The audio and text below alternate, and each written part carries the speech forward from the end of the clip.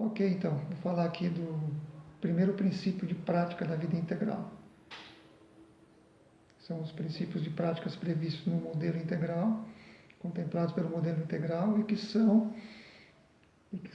usados na prática de coaching, né, para melhor aproveitamento de tudo que a gente aprende lá, das informações que a gente pega e como aplicar essas informações no dia a dia, né, na prática do dia a dia, para que a gente possa desenvolver com uma extraordinária velocidade, né?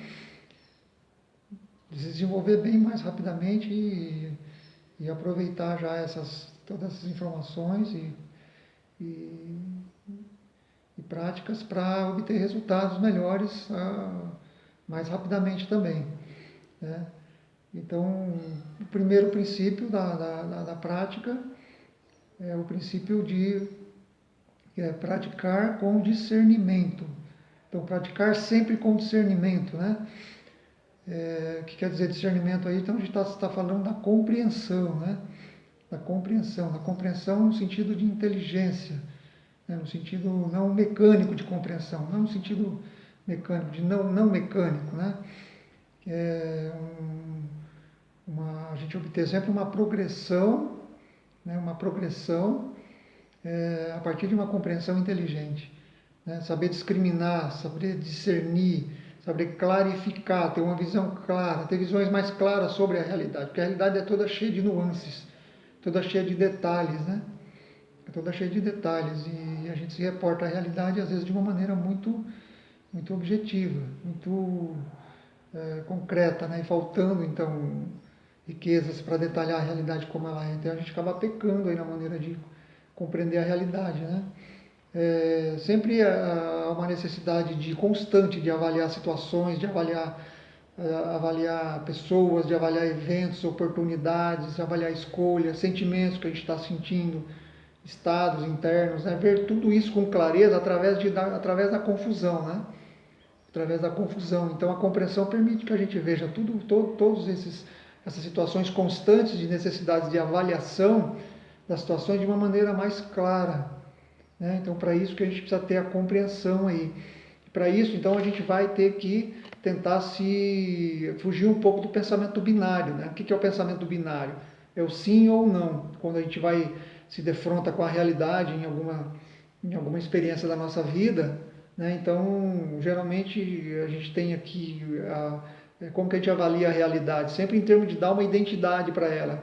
E essa identidade sempre é dada de uma maneira, se a gente for falar binário, binário significa sim ou não. O binário, né, são duas possibilidades únicas. Então isso é muito usado, o pensamento binário ele é usado para toda a estrutura, né, informacional de processamento de dados, quando se fala em programação, em informática, né, em usar a informação de uma maneira informatizada. Então, o pensamento binário do sim e do não, de 0 e 1, é usado para obter processamentos de informação lógica no mundo da informática, né? No mundo dos computadores. Então, é 0, 1. Então, o que a gente chama de bits, né? De bits no mundo dos computadores, nós temos tudo que compõe o processamento da informação no mundo dos computadores é composto em termos de 0 e de 1, que são os bytes, né? São os bytes, né? Então, cada byte de 0 e 1 diferencia a informação que está sendo processada lá nos programas de computador. E o nosso cérebro é mais ou menos um modelo de computador, então a gente tende a avaliar a realidade em termos de 0 e de 1, de sim e de não, né?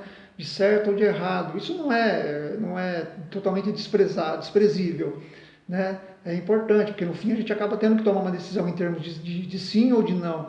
O problema é que entre o sim e o não há muitas nuances, há muitas possibilidades, há muitos detalhes que a gente às vezes não consegue clarificar, né? Não consegue clarificar, ou às vezes essas nuances são muito grandes, a gente entra numa confusão e não consegue avaliar as contradições e as diferenças entre essas várias informações que nos traz confusão. Ou então para não se confundir, a gente acaba sendo simplista demais e acaba convergindo então para um processo muito simplista de sim e de não, como o computador faz, de 0 e 1. Não que isso não seja importante, porque a gente vai processar a informação de uma maneira programada, né? Mas a gente precisa ir além da programação, porque ir além da programação significa dar a oportunidade para que o nosso cérebro possa processar mais do que aquilo que a gente está programado para processar. E ver a realidade a partir de distinções, né, para evitar o quê? Evitar as falhas de percepção e a obscuridade, né, a obscuridade que acaba minimizando a nossa capacidade de enxergar a complexidade e as nuances autênticas da realidade. Ok? Então, como que essas distinções, essas diferenciações poderiam ser feitas de uma forma mais clara, de uma maneira mais inteligente, penetrante? A gente chama de penetrante quando a gente, então, atribui a capacidade de ter penetração ao modelo AQAL, né? Ou, em inglês, All Quadrants, All Levels, todos os quadrantes, todos os níveis, que são todos os quadrantes, todos os níveis que o nosso cérebro opera, né? Nos quadrantes, então, a gente tem, se a gente for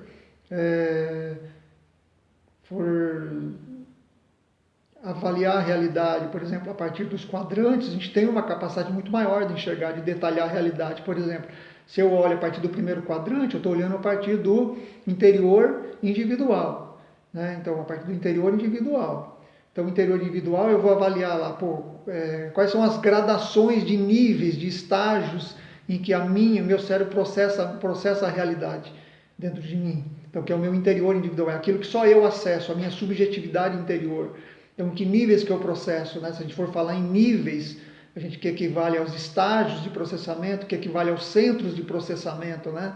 Então, quais níveis eu estou utilizando? Né? Por exemplo, eu estou utilizando somente as sensações, que correspondem ao reptiliano, ou já agrego as emoções, que correspondem ao límbico, ou já agrego também o pensamento primitivo, que corresponde ao cognitivo, corresponde ao representacional, ao neocórtex, né? E depois o concreto, que é um estágio da representação mais avançado ainda, que é ver o mundo com a capacidade operacional do mundo, a capacidade operacional de operar com o mundo, de operar com a realidade, que é operacional, concreto operacional, e ver as coisas como elas são, de maneira absoluta. Depois, ou mais abstrata, que é você ter uma capacidade de raciocínio um pouco mais reflexa, um pouco mais reflexiva, né? E um pouco mais abstrata, um pouco mais sofisticada, mais refinada, mais afinada, né? Consegue fazer projeções, se mover no tempo, no espaço, projetar coisas que não estão aqui, ir além, com o pensamento ir além do corpo, né? Então, isso são estágios que eu vou adquirindo na medida da minha evolução, né? E posso ir mais além ainda, que é daí partir para o nível lógico, que eu chamo de pós-formal, onde eu começo a perceber as nuances da forma, as várias possibilidades da forma, dependendo se eu busco essa realidade e percebo essa realidade através dos atributos que lhes são inerentes, como, por exemplo, a contextualidade, né? Então, cada contexto tem a sua forma de se apresentar. A realidade se apresenta diferente em cada contexto. Eu me apresento diferente em cada contexto. Eu percebo a realidade diferente dependendo do contexto que eu estou. Então, se eu estou com raiva, por exemplo, eu vou ver a coisa de uma maneira diferente se eu estiver tranquilo, se eu estiver estressado, se eu estiver doente, se eu estiver normal, né? Se eu estiver bem, se eu estiver naquele momento. Qual é o contexto, então, da situação? Qual é o contexto do momento? Então, seria a contextualidade. A pluralidade é a medida como é que na hora que eu estou percebendo, como é que eu me movo para a posição do outro, para a posição da situação, né? Para perceber que há uma pluralidade de posições perceptivas, cada um percebe a percepção a realidade a partir de sua percepção numa dada posição que ela está. Eu consigo me colocar no lugar do outro, ter empatia com o outro, me colocar no lugar dele, conseguir ver a realidade a partir dele, para poder focar nele, o meu diálogo, a minha comunicação com ele. Então, esse é pluralismo, já é uma coisa lógica. Eu vou percebendo que eu posso abranger a realidade a partir de uma multiprocessualidade, como se fossem múltiplos centros de processamento dentro de um centro só, que é o meu cérebro, que é a minha consciência, né? Então, eu abranjo, então, uma dimensão transformal, ou seja, mais do que formal, pós-formal ou pós-convencional, além da convenção do pensamento representacional, lógico, do zero e do um. né, do pensamento binário. Então eu começo a perceber que a realidade ela é mais fluida, ela é mais líquida do que sólida, né? Porque até então até os centros representacionais ali, então reptiliano, límbico e os três representacionais, as três escalas, eu estou lidando com o mundo como se ele fosse sólido. Aí no pós-formal eu começo a lidar com o mundo como se fosse líquido, né? Então há muitas possibilidades simultâneas que se apresentam à minha percepção, mas quando eu tenho que fazer uma opção por ela, eu acabo concretando, né? Concretizando, ou seja, entre muitas possibilidades, escolhendo uma das possibilidades e processando aquela lá.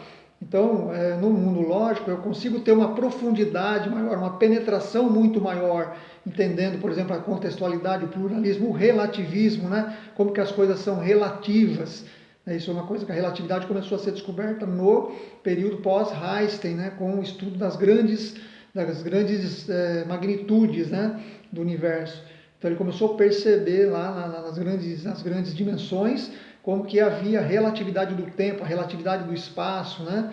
Então, a relatividade do tempo é, por exemplo, se eu estou com a mão numa chapa quente, né? Se eu estou com a mão numa chapa quente, 1 minuto vai parecer 1 hora. Se eu estou,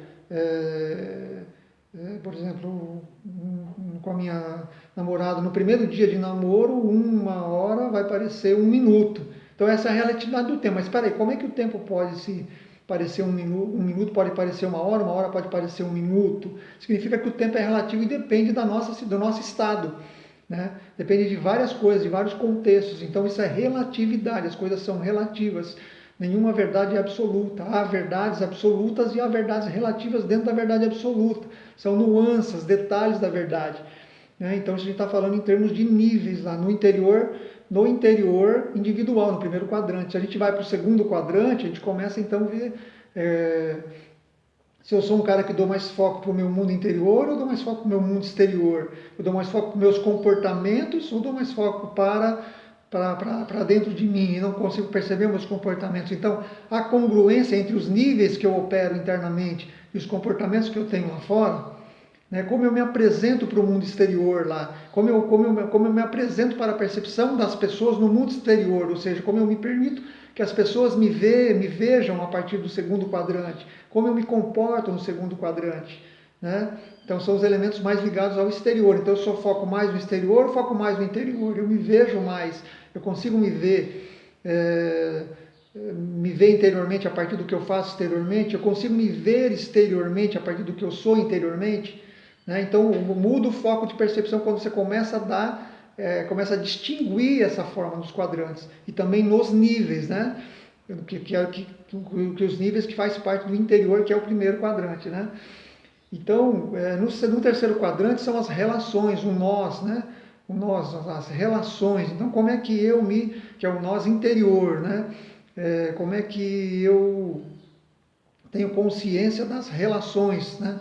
Do sentido relacional da minha vida, porque tudo foi feito para o coletivo. Então, é o interior coletivo, né? Como é que eu me relaciono em termos de códigos linguísticos, como é que eu faço adesão às normas, às regras, aos códigos de ética, a tudo que me insere no processo coletivo, né? No processo relacional, que é moldado pelas bases de processamento interna do coletivo, que na verdade a gente chama de cultura. Então, como é que eu percebo a realidade a partir do contexto cultural, da cultura, que implica numa forma relacional de manifestação da vida?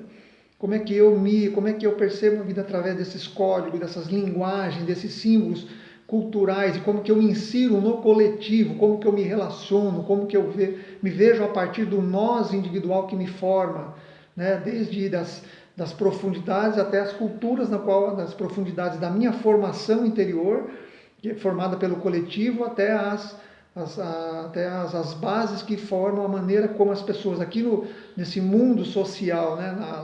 Na sociedade em que eu vivo, se relaciona, se comunica a partir desse ambiente interno. Quais são os programas, quais são os símbolos, né? Quais são os códigos que movem, os códigos de expressão que movem o sentido, no sentido cultural, movem os movimentos sociais, né? Do qual estão inseridos. E no quarto quadrante, no quarto quadrante, como que eu vejo, como que eu percebo os sistemas, as estruturas, as logísticas, as coisas, as relações entre os blocos sociais, né? Então é o exterior coletivo, como é que eu vejo essas coisas das quais eu dependo exteriormente no sentido coletivo, né? Por exemplo, as leis, a coisa pública, o governo, a maneira como é feita a gestão da minha vida, a maneira como eu faço em relação ao coletivo, a maneira como é feita a gestão dos processos em cujo sistema eu estou inserido, a maneira como a economia se manifesta, o mercado em que eu estou inserido se manifesta, o negócio que eu decidi fazer, como que esse negócio, como que funciona o setor desse negócio, como funciona o mercado, quanto eu conheço desse mercado, como que as pessoas compram, como que elas consomem, como que elas se comportam em termos sociais para que eu possa conhecer, perceber como que eu poderia oferecer o melhor de mim, né? Mas dentro de um conhecimento de como as coisas lá fora funcionam coletivamente.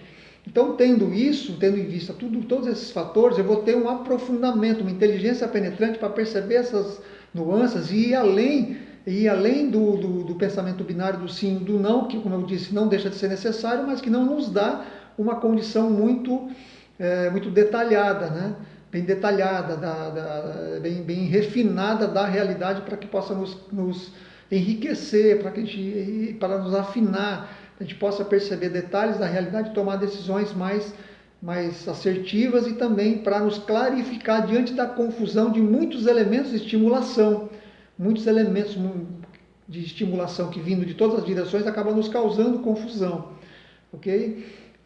Então, a prática sempre com discernimento, que significa compreensão, inteligência penetrante, né, que vai nos ajudar a avaliar situações, pessoas, eventos, escolhas, sentimentos, estados, se livrar do pensamento binário através do modelo AQL penetrante, onde considera todos os quadrantes, todos os níveis, né, e também todas as linhas de desenvolvimento, né, ou seja, todas as inteligências, né, em quais inteligências você é melhor, quais inteligências você é pior, né, quais os tipos de personalidade, onde você é mais forte, quais as suas forças, né, onde você é melhor, onde são suas fraquezas, onde estão os seus gaps, né, o que você foi feito para fazer o quê? Então você foi feito para isso, você foi feito para aquilo ali, então você é melhor naquilo ali, você se identifica com aquilo, você tem amor, você produz mais, você vive mais ali, você se cansa menos, você trabalha mais ali porque você gosta de estar ali, porque você foi feito para aquilo, você se percebe naquele processo ali, entendeu?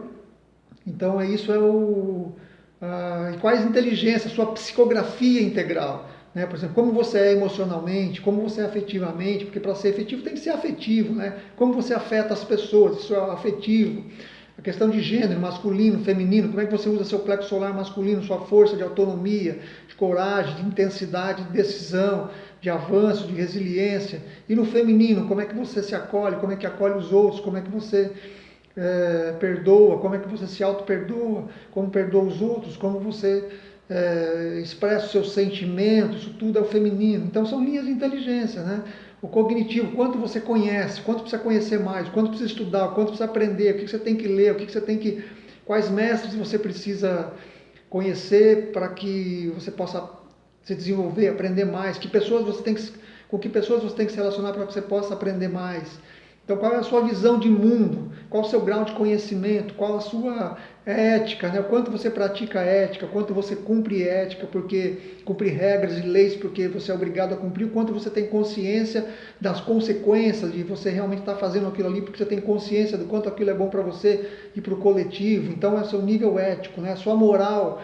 Quanto você processa mais para você processa também para o outro. Quais perspectivas? Perspectiva do mundo, de todos os seres, só sua, ou de um grupo, né? Então, isso tudo diz sobre como você processa egocentricamente ou você processa pneumocentricamente. Então, se é mais fechado, é mais aberto, é mais egoísta, é menos egoísta, menos autocentrado em você mesmo, né? Então, isso diz sobre tudo, como você percebe a realidade, como você age, como você decide, como você lidera, como você inspira, como você influencia, como você afeta. Então, qual a sua psicografia? Onde estão suas forças, suas fraquezas nas psicografias, né? Ok? Então esse é o modelo que a penetrante que vai te levar o quê? A um yoga vivo, né? Você está em presença viva com a vida, né? Trabalhando com todas as suas faculdades, todo o seu centro, das suas possibilidades, podendo perceber todos os detalhes e nuances da realidade para desenvolver uma inteligência, um sentimento, intuição, instinto e um contato matizado com a realidade ou um contato vivo, ok? Então esse é o primeiro princípio de prática que a gente compreendendo e praticando vai nos levar a uma velocidade extraordinária na maneira de obter resultado e na maneira de performar melhor, tá ok? Então fica aí então o primeiro princípio para vocês aí.